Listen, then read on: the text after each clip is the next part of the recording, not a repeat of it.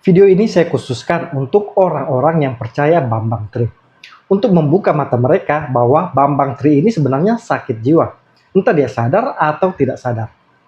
Bambang Tri diketahui sebenarnya sudah bebas bersyarat terkait kasus fitnah ijazah palsu Jokowi. Tapi anehnya, dia tidak jerah. Terus menebar fitnah, bahkan kini sampai ke Presiden Prabowo. Bambang Tri ini sebenarnya secara tidak sadar dia mengalami delusional akut. Delusional ini termasuk gangguan jiwa atau mental, di mana seseorang itu punya keyakinan semu atau meyakini suatu kebohongan sebagai fakta atau kebenaran, meskipun bukti atau kesepakatan pada umumnya berlawanan. Orang dengan delusi ini punya keyakinan tak tergoyahkan terhadap sesuatu yang tidak benar. Ayo kita mulai membongkar sakit jiwa Bambang Tri ini. Pertama, dia menyebut Prabowo, mohon maaf, tidak punya kelamin. Isu Prabowo nggak punya burung, enggak kan? Ya, saya nggak mau komentar masalah itu ya. Bukan, artinya itu nyata. Tolong guys, kalian viralkan ini si Bambang Tri ini, ya. Di tag ke admin Gerindra, ya. Semoga video ini sampai ke Pak Prabowo, ya. Ini Bambang Tri ini asu dia ini, ya. Manusia nggak tahu diri nih. Udah dikasih pengampunan, ya, dikasih gerasi. Tapi sekarang malah dia menyerang Pak Prabowo. Ada nggak otaknya si Bambang Tri ini nih? Hah? Bambang Tri, memangnya kau udah pernah lihat burungnya Pak Prabowo? Kau bilang gak ada burungnya, kau bilang fakta, ya? Pernah kau pegang burungnya Pak Prabowo? Pukimak kau ini, ya? Kau cuma manusia gembel sekarang, ya? Yang sedang mengemis. Dan ini juga ini orang-orang yang bikin podcast ini yang manggil si Bambang Tri jadi narasumber. Ada otak nggak kalian itu? Hah? Masa manusia goblok seperti ini kalian jadikan jadi narasumber? Aduh. Memang manusia sampah kalian semua itu, ya. Ini penyesatan yang luar biasa. Logika sederhananya, dari mana Bambang Tri bisa jatuh pada kesimpulan dan kepercayaan itu? Apakah dia cek langsung? Nyatanya Prabowo menikah dan punya anak, yaitu Didit Prabowo. Selama ini tidak ada satu sumber pun yang mengatakan seperti yang dikatakan Bambang Tri ini. Ini jelas-jelas fitnah luar biasa. Malah menurut saya, ini penghinaan kepada presiden sebagai simbol negara. Ini bisa menjadi bahan baru untuk memproses hukum Bambang Tri. Selanjutnya Bambang Tri katakan Jokowi tidak punya ijazah SD. Saya nyatakan dalam buku ini, ya. Ijazah SD Jokowi aja palsu, Pak. Ijazah SD? SD Jokowi palsu. Dari mana itu? Apa buktinya? Formatnya aja beda dengan ijazah SD tahun itu yang lain-lain. Yaitu pada kolom nilai dengan huruf, itu di ijazah Jokowi ditulis A, B, C, D. Padahal harusnya kan 8, 7. Angka. Ya. Orang dengan penyakit mental seperti ini memang sangat mudah menyimpulkan sesuatu atas berdasarkan kepercayaan atau keyakinannya sendiri. Bambang Tri juga katakan Jokowi tidak punya ijazah dari SD, SMP, SMA, dan S1, dan semua dipalsukan.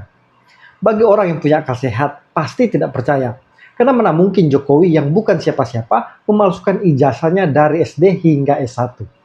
Selanjutnya Bambang Tri yakin bisa membuktikan ijazah palsu hanya dalam waktu 3 kali 24 jam. Saya hanya kepengen menyumbangkan ini informasi ini kepada seluruh rakyat Indonesia bahwa ijazah Jokowi palsu SMA-nya. Kalau saya nggak bisa buktikan dalam waktu 3 kali 24 jam, tembak kepala saya bisa dicari bahkan oleh saudara kalau saya memang melakukan kesalahan. Buktinya sampai sekarang, fitnah itu tidak pernah terbukti. Di pengadilan juga terbukti semua saksi mematahkan narasi Bambang Tri. Tapi dia meyakini semua saksi itu berbohong. Ini kan jelas gangguan mental. Selanjutnya Bambang Tri mencap kakaknya sendiri adalah PKI. Oke, saya sudah menghubungi Pak Bambang Sadono juga ya untuk diundang ke acara ini, tapi WA saya nggak direspon gitu Pak. Nah, itulah yang saya sebut gerakan tutup mulut itu cirinya PKI.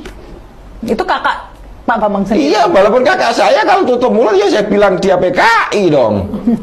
Ya, karena itu sudah rumus ya Pak. Jadi siapapun yang terlibat dalam itu mereka akan tutup mulut walaupun apalagi cuma diajak sumpah ya nggak ngaruh, mereka nggak percaya sumpah gitu loh. Bayangkan, karena kakaknya tidak mau menguatkan kesaksiannya, dia cap kakaknya adalah PKI.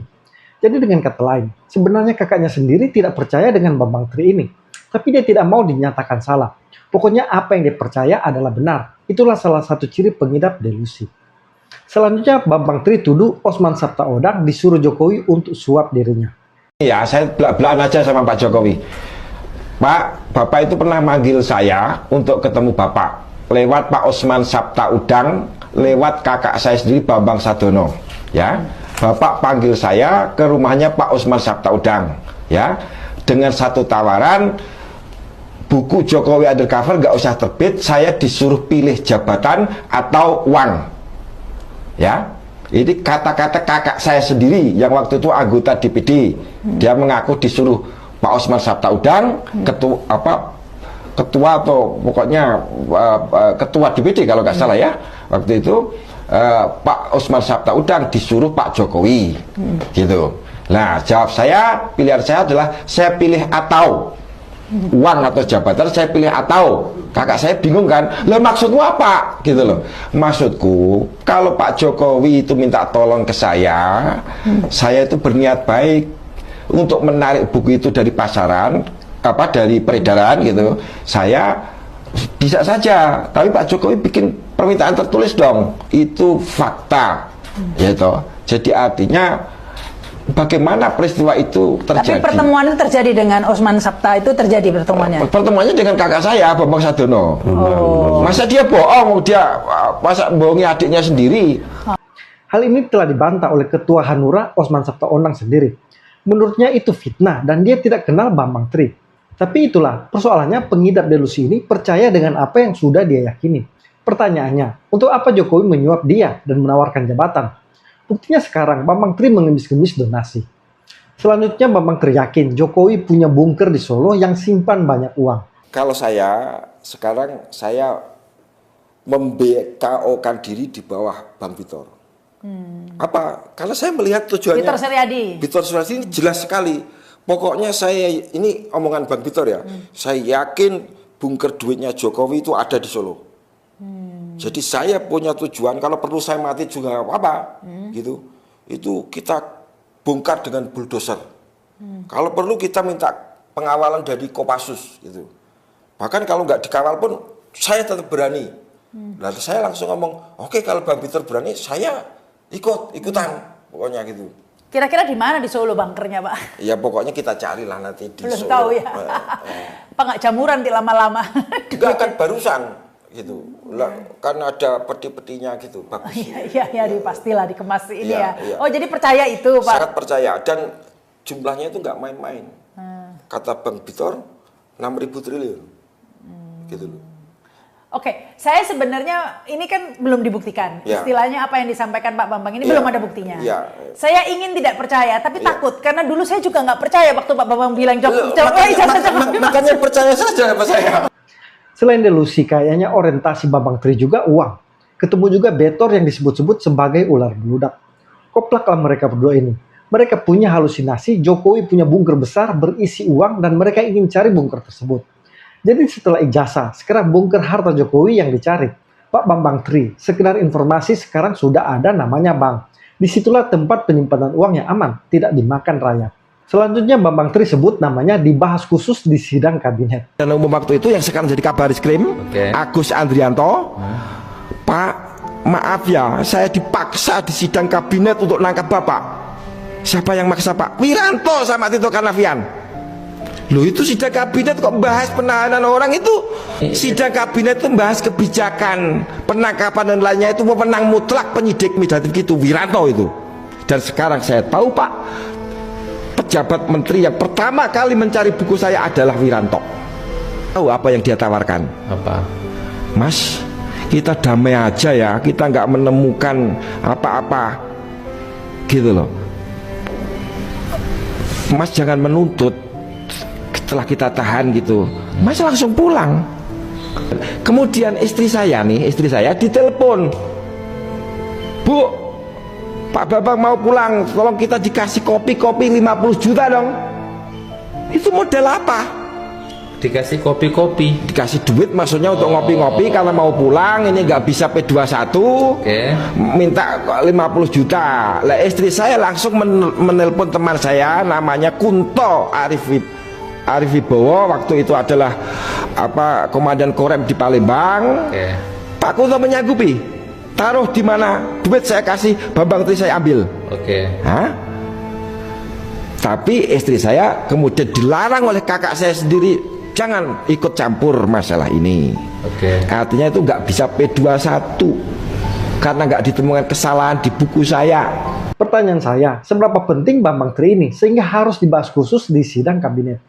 Sidang kabinet loh, dibahas Jokowi bersama jajaran menteri. Kalau ini benar, sederhana saja. Mantan menteri yang sakit hati dengan Jokowi pasti sudah buka suara. Contoh mantan menteri dari PD Perjuangan, Hasto sendiri pasti akan jadikan amunisi untuk serang Jokowi. Tapi sampai saat ini kan tidak ada. Jadi sekali lagi, ini keyakinan palsu untuk membuat bahwa seolah-olah dia sangat penting. Selanjutnya Bambang Tri sebut Jokowi anak PKI. Mengenai pernyataan saya Jokowi anak PKI lah, memang PKI kok, gitu loh. Dan itu tidak mengandung peristiwa hukum karena tidak ada larangan anak PKI jadi presiden. Yang saya tuntut adalah kecermatan administrasi. Tapi sekarang masalahnya sudah bergeser karena saya telusuri semua ijazah dia palsu. Ijazah SMA dia itu hasil nyuri dari orang yang namanya Joko Wahyudi. Itu punyanya Joko Wahyudi. Cek ke sekolahan, kalau nggak punyanya Joko Wahyudi, tembak kepala saya. Memviralkan bahwa Pak Jokowi bukan PKI, saya sudah minta maaf dan saya mengakui bahwa saya yang sebarkan PKI. Saya yang ngomong Pak Jokowi PKI, saya yang mengatakan Pak Jokowi itu Kristen, agamanya nggak jelas. Tapi saya sudah minta maaf karena saya bukan oposisi. Pada saat itu saya wajar saya begitu karena namanya oposisi kan apa aja dihajar aja lawannya kan. Nah, karena saya sekarang bukan oposisi, saya harus tobat. Tapi faktanya masih ada yang percaya, Pak. Oh silahkan, kalau orang percaya itu ya saya anggap orang bodoh aja. Pertanyaannya sederhana, kita harus percaya siapa yang lebih independen dan punya kemampuan untuk memverifikasi data, Bambang Tri atau Wikipedia? Karena di Wikipedia saja jelas orang tua Jokowi itu adalah Wijianto Noto Miharjo dan ibunya Sujiatmi Noto Miharjo. Ayahnya Jokowi ini kelahiran Karanganyar 30 Desember 1940 dan seorang pedagang kayu yang sukses. Dia juga ternyata kader PD Perjuangan, bahkan sejak masih bernama PDI. Sedangkan ibu Jokowi kelahiran Boyolali 15 Februari 1943. Selanjutnya Bambang Tri sebut ibu Jokowi diutus Cina ke Indonesia. Apa yang saya temukan di buku Jokowi yang dekat satu itu, ibunya itu namanya Yap Meiwa. Itu tahun 60 diutus oleh Perdana Menteri Cina untuk datang ke Indonesia untuk membesarkan PKI sebagai organisasi. Tahun berapa itu, Pak? Tahun 60. Yap Meiwa ini kemudian melahirkan orang yang namanya juga itu Michael Bumo Putranto. Itu anaknya Yap Meiwa. Oh, anaknya Yap Meiwa. Dengan suami namanya Insinyur Muhammad Sujadi. Terus foto itu, foto yang orang yang mirip Jokowi di panggung kampanye bareng ICT itu aja dua, Pak. Widiatno dan Heru Purnomo. Widiatno dan Heru Purnomo. Ya. Itu siapanya Pak Jokowi? Namanya Heru Purnomo ini waktu sebelum pemberontakan mengadakan hubungan cinta dengan Yap Meiwa, lahirlah Jokowi. Menikah dengan Yap Meiwa. Tidak menikah, pokoknya punya anak Jokowi gitu aja lah. Ini memang halusinasi tingkat dewa. Ini juga sebenarnya sudah dibantah oleh Jokowi dan keluarganya sendiri bahwa keluarga mereka asli Jawa. Karena tadi orang tua Jokowi yaitu ayah dan ibunya lahir di Jawa. Tapi begitulah, orang pengidap delusi tanpa sumber jelas dia meyakini itu sebagai sebuah kebenaran dengan melakukan cocokologi. Selanjutnya Bambang tersebut Jokowi mengunggah ijazahnya sendiri. Anda dapatkan dari mana ijazah Pak Jokowi UGM? Gimana? Dapat dari mana? Ya itu kan Pak Jokowi sendiri sudah ngunggah-ngunggah itu lewat channel Bajai itu. Pak Jokowi ngunggah? Saya belum pernah mendengar itu. Iya. Dapatkan dari mana ijazah Pak Jokowi UGM? Gimana? Dapat dari mana? Ya itu kan Pak Jokowi sendiri sudah ngunggah-ngunggah itu lewat channel Bajai itu. Pak Jokowi ngunggah? Saya belum pernah mendengar itu. Iya. Ini lagi-lagi jelas-jelas kebohongan. Jokowi tidak pernah mengunggah ijazahnya sendiri. Yang sempat heboh karena Dian Sandi kader PSI mengunggah dugaan ijazah UGM Jokowi. Tapi Jokowi tidak pernah mengunggah sendiri ijazahnya. Tidak ada satu media kredibel yang mengangkat soal itu. Anehnya hanya Bambang Tri sumbernya. Ini kan kelihatan jelas kebohongannya. Tapi itu tadi, hal itu dipercaya sebagai sebuah kebenaran.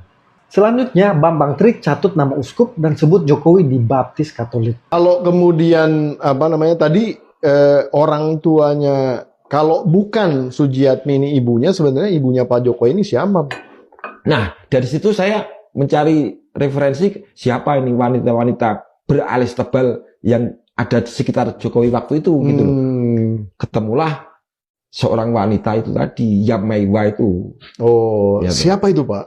Nah, Yap Meiwa ini menurut informasi dari almarhum Uskup Puja Sumarta, itu adalah orang yang datang ke gereja Katedral Semarang, tapi dia ngaku sebagai istrinya Aidit dalam keadaan hamil. Oh. Ya, minta, Yap Meiwa ini minta untuk dibaptis. Ya, waktu itu kan yang ex PKI gitu kan disuruh oleh Pak Harto untuk meluk salah satu agama gitu loh. Iya. Nah, waktu itu Yap Meiwa datang. Saya ini istrinya Aidit. Tolong saya dibaptis sebagai Katolik gitu. Nah, Uskup Puja Sumarta ini ya, wong itu juga kita sudah dapat perintah itu dari tentara gitu. Iya. Nanti setelah siap datang lagi aja gitu. Tapi ketika datang, yang dia bawa anak yang sudah gede, umur 4-5 tahun itu. Oh, bukan yang dikandung itu toh, karena baru beberapa waktu kemarin gitu. Iya. Berarti itu sudah dilahirkan tapi tidak dibawa. Nah, yang dibawa ini menarik sekali karena namanya menurut Uskup Puja Sumarta Joko Widodo. Oh. Nah, ini cerita tahun 99 loh. Uskup ini cerita, tahun 99. Dia sudah cerita ke saya dan itu nggak bahas Jokowi. Tapi bahas Aidit toh. Iya. Bagaimana peranan gereja waktu itu ikut membantu tentara atau menerima orang-orang Katolik yang mau masuk, orang-orang PKI yang mau masuk Katolik gitu. Iya. Tapi ketika saya menulis Jokowi Undercover 1 ini di tahun 2015 itu, saya jadi teringat ini loh. Kok Jokowi Widodo? Gitu. Saya konfirmasi ulang ke Pak Puja Sumarto itu, betulkah itu namanya Jokowi Widodo? Bener? Nama baptisnya Hermanus gitu loh. Gitu. Hermanus Joko Widodo gitu. Oke, kalau begitu Pak Uskup, saya minta ketemu jenengan supaya nanti saya mungkin bisa lihat datanya itu. Gitu. Oke, nanti saya kamu ketemu, datang aja ke uskupan. Itu tahun berapa, Mas? Waktu saya minta ketemu beliau lagi itu. Masih ada? Beliau masih ada. Iya. Ya 2015 itu. Masih ada ya? Iya. Tapi ketika saya datang lagi, beliau itu sudah sakit. Oh. Dirawat di Bethesda, Rumah Sakit Bethesda Yogyakarta. Jadi nggak bisa ketemu lah istilahnya. Iya. Nah, jadi ya saya nggak bisa konfirmasi, gitu loh. Ya akhirnya ceritanya beliau itu aja yang saya pakai dalam buku Jokowi Undercover 1 kan. Iya. Ini lagi-lagi klaim yang berbahaya dari Bambang Tri. Apalagi dia mencatut nama tokoh uskup gereja Katolik. Tapi lagi-lagi tidak ada bukti yang menguatkan cerita Bambang Tri ini. Malahan dari cek fakta sejumlah media membuktikan sebaliknya. Bahwa apa yang diklaim Bambang Tri itu bohong. Jokowi tidak pernah dibaptis menjadi Katolik. Tapi dugaan saya, ini isu SARA yang dimainkan Bambang Tri saat Pilpres di 2019 lalu. Karena kita ketahui, salah satu jurus lawan politik Jokowi menyerang dengan isu SARA dan hoaks. Selanjutnya, Bambang Tri sebut Jokowi mengaku di dukun tak punya ijazah SMA. Yang menarik dengan kaitan ijazah, tahun 99 Pak Jokowi ini mendatangi dukun yang kedua Pak Mbah Trosami itu dan mengatakan minta restu atau doa mau nyalon lurah. Ya, mau nyalon lurah. Jadi beliau cita-citanya sebenarnya nyalon lurah Pak, meneruskan mbahnya yang di Karanganyar itu. Nah, Mbah Trosami ini orangnya jeli. Kenapa nyalon lurah? Kenapa tidak yang lebih tinggi? Jawabnya adalah karena saya tidak lulus SMA. Dari mana keterangan ini saya dapat? Dari anaknya Mbah Trosami. Pertanyaannya, apa urusannya Jokowi mengaku ke dukun dia tidak punya ijazah? Jokowi sedang melamar kerja atau apa? Ini jelas-jelas kebohongan luar biasa. Tapi pintarnya Bambang Tri mengklaim nama-nama jadi seolah-olah dia punya sumber, namun tidak bisa dikonfirmasi. Kalaupun mengandaikan pernyataan Jokowi itu benar, maka kontradiksi dengan keyakinan Bambang Tri sendiri bahwa Jokowi tidak punya ijazah dari SD. Selanjutnya, Bambang Tri sudah percaya lebih dulu sebelum mencari bukti. ilham untuk penulis buku ini itu adalah ada situs pembelanya Jokowi, namanya keren itu, situs anti-faker Indonesia gitu. Oh, ya. Loh, saya malah nggak tahu tuh. Padahal saya dulu di timnya Pak Jokowi. Iya, itu ada yang Jokowi punya tim seperti itu. Oh. Nah, dia mengatakan ini sudah selesai pilpres. Dia memuat foto yang kemudian sangat penting itu, foto orang mirip Jokowi kampanye dengan ID, gitu loh, foto itu, ya tuh. Zaman dulu tuh, foto zaman dulu ya? Gimana? Fotonya foto zaman dulu. Iya, tapi dibilang oleh situsnya pendukung Jokowi itu, ini editan, ini kerjaannya Prabowo, nggak legowo, sudah kalah mau bikin masalah. Lah saya tambah gimana, tambah sakit hati dong. Ini Prabowo sudah kalah, dikatain rekayasa buat apa dia? Tapi yang saya kerjakan kemudian adalah menelusuri foto ini, karena saya punya insting ini asli, gitu loh. Di video ini jelas terungkap bahwa Bambang Tri ini sudah percaya dulu sebelum mencari bukti. Jadi dia tinggal mencari pembenaran atas apa yang dia yakini. Inilah delusi dan kesesatan. Padahal nyatanya foto yang dia maksud bukan ayah Jokowi setelah Tempo menelusuri sumbernya. Halo Sobat Anti Hoax, foto ini muncul nih di media sosial. Nih. Kelihatan nggak? Nih. Nah, menurut kalian termasuk klaim seperti apa nih foto yang diunggah Mbak Echa Valen? Benar atau keliru? Nah, jadi berdasarkan pemeriksaan tim Cek Fakta Tempo, klaim Mbak Echa Valen adalah keliru. Pria berseragam militer dalam foto itu bukanlah ayah Presiden Joko Widodo, bukan pula Komandan Underbo PKI. Pria itu adalah Jenderal Wang Zhen, politikus Tiongkok yang pernah menjabat sebagai wakil presiden Cina pada 1988 sampai 1993. Nah, adapun emblem Palu Arit di seragam itu, ya udah jelas editan. Nah, begitu masih aja percaya. Manusia. Selanjutnya, Gus Nur ungkap bukti Bambang Tri idap delusi. Satu tak kasih bocoran nih, biar nggak, kan di medsos tuh macam-macam beritanya. Ini bocoran ya.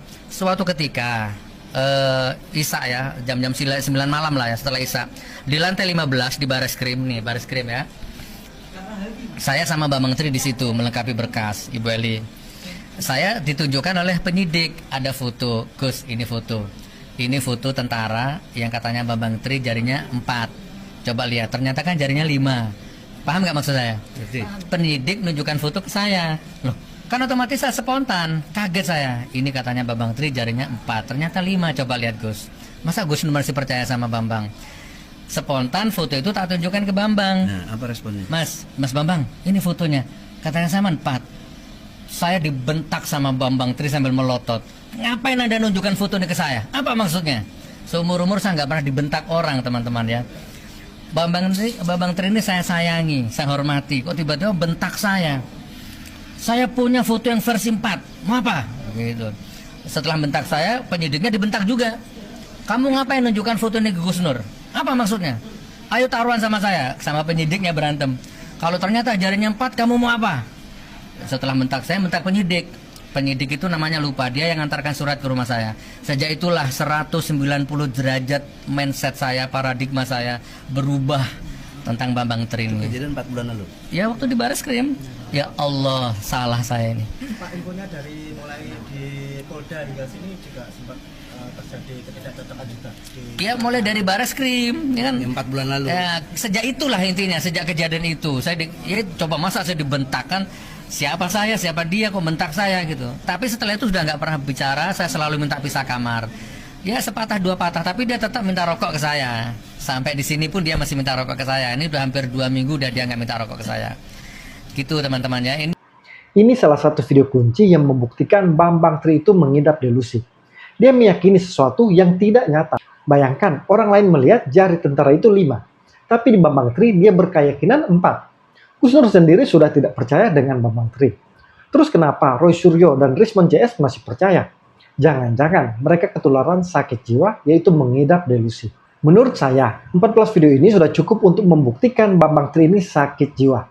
Tapi sayangnya, itu yang dipercaya dan dijadikan rujukan utama Roy Suryo dan Rismon CS.